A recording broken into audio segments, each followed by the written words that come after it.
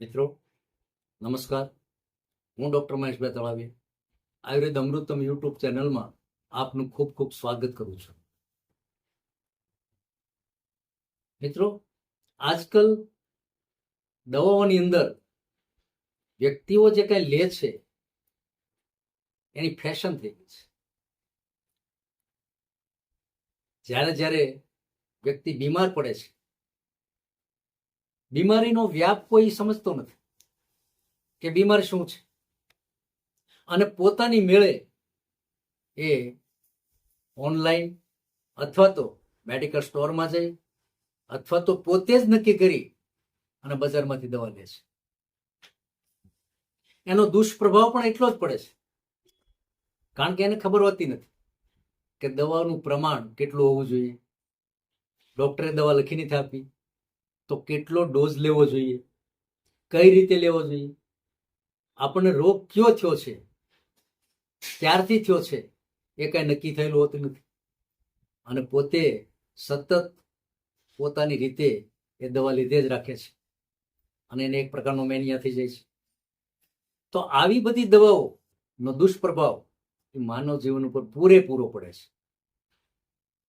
મિત્રો, ઓનલાઈન કે મેડિકલ સ્ટોરમાં જઈ અને ક્યારેય દવા ખરીદવી, કારણ કે એ બધી દવાઓ જે છે એની તમને ખબર જ નથી. બોડીને નિયમિત રીતે ચેકઅપ કર્યા પછી તમારા જે ડોક્ટર ફેમિલી ડોક્ટર છે, અને જે કંઈ તમારી જે કંઈ વિધિ કરવાની જે છે અથવા તો તમને જે કંઈ તપાસવાની જે કંઈ રીત છે એ એની પાસે જ છે.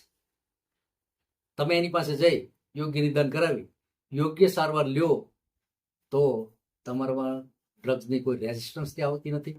એ કે પ્રમાણે એટલો જ ડોઝ લેવો પડે છે અને એટલા જ સમય સુધી તમારે થોડી ઘણી પરેજી રાખી અને રોગ મુક્ત થવા માટેનો પ્રયાસ કરવો પડશે. આજકાલ હોસ્પિટલની અંદર એક રોગ તમે લઈને જાઓ, એ નાબૂદ કરીને આવો અને બીજા 2-3 ઘરે લેતા આવો. એનું કારણ કે સંક્રામક રોગ થાય છે. એક દર્દનું બીજા દર્દીની અંદર રૂપાંતર થાય છે. આવું ઘણું બધી જગ્યાએ થાય છે. હોસ્પિટલનું કાર્ય હોસ્પિટલ રીતે ચાલતું જ હોય છે, પરંતુ વ્યક્તિ જ્યારે એનામાં ઇમ્યુનિટી પાવર ખૂબ ઓછો હોય અને હોસ્પિટલાઇઝ થયો હોય તો એક રોગી એ બીજા રોગીને અથવા તો બીજા સાજા વ્યક્તિને એ સંક્રમણ આપી દે છે. દાખલા તરીકે કોઈ ટીબી વાળાને હોસ્પિટલમાં દાખલ કર્યો હોય, બાજુમાં કોઈ સામાન્ય દર્દથી પીડાતો માણસ હોય તો એને સંક્રમણ લાગવાનો પૂરેપૂરો ભય રહે છે. એવી જ રીતે એન્ટીબાયોટિક દવાઓ ડોક્ટરે આપણને એમ કીધું હોય કે ભાઈ આટલા દિવસ લેવાની છે, તો એને બદલે આપણે 2-3 ડોઝ લઈ પૂરું કરી દઈએ તો એમાં પણ રેસ્ટલેસ પાવર આવે છે અને એને કારણે વ્યક્તિને બીજી દવાઓ ઓછી લાગુ પડે છે. સ્ટેરોઇડનું પણ એવું જ છે. સ્ટેરોઇડ પણ સામાન્ય રીતે એને ટેપર ડોઝમાં લેવામાં આવે છે અથવા તો આપવામાં આવે છે. એ પણ નિષ્ણાત ડોક્ટરની દેખરેખની નીચે લેવામાં આવે છે. તો રહી વાત બીજી બધી દવાઓની, તો આયુર્વેદમાં પણ એવું જ છે.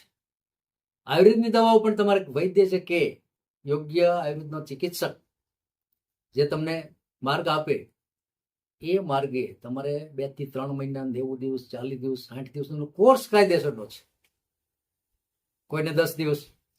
તો આ બધો જે કોર્સ અધૂરો રહે અથવા તો તમે જે કઈ દવા આપી હોય એમાં 1-2 બાદ કરીને લ્યો ને 1-2 પ્લસ કરીને લ્યો તો તમારો રોગ ક્યારે મટતો નથી, ઉલટાનો વધતો જાય છે. દોષ બધો ડોક્ટર અથવા તો ચિકિત્સકમાં જાય છે.